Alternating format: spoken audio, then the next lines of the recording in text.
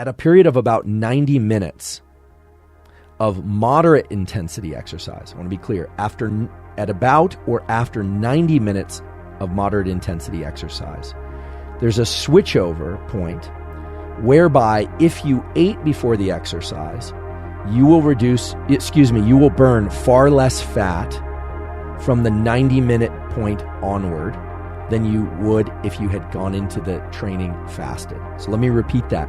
If it's moderate intensity, so-called zone 2 cardio type exercise, at the 90-minute point, if you happen to have eaten before the exercise within 1 to 3 hours prior to the exercise, then you reduce the amount of fat that you will burn from 90 minutes onward. Whereas if you had fasted prior to the exercise, you hadn't eaten anything for 3 hours or more prior to the exercise, at the 90-minute point, 90 minutes of exercise, you will start to burn more fat than you would had you eaten. Now, 90 minutes of moderate intensity exercise is a lot. So that's a pretty long run. Even if you're running at a pretty slow pace, like a 10 or 12 minute mile, that's a lot of running. That's a lot of swimming. So that's a lot of walking. That's a lot of hiking. So, however, there are people who are going out hiking all day or running all day or walking all day. And if you want to burn more fat per unit time, you want to oxidize more fat, then you would do that fasted. Now, there are also studies that point to the fact that you don't have to wait to 90 minutes in order to get this enhanced fat burning effect. The studies I was able to find and that looked to me like quality peer-reviewed studies with no company bias or no product bias of any kind. They're studies that were largely funded by the federal government in the university context, pointed to the fact that if one does high-intensity training or even the very high-intensity forms of training like sprints or squats or deadlifts or any kind of activity that can't be maintained for more than these, 8 or I would say up to 60 seconds. So a set of lifting weights repeated. If that's done for anywhere from 20 minutes, so weight training or powerlifting or these kinds of things or kettlebell swings, or up to 60 minutes, well, then the switchover point in which you can burn more fat if you go into that fasted comes earlier.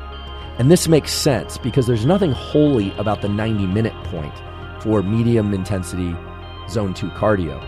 That 90-minute point is the point in which the body shifts over from mainly burning glycogen, basically sugar that comes from muscles or the liver, and realizes this is going on for a while.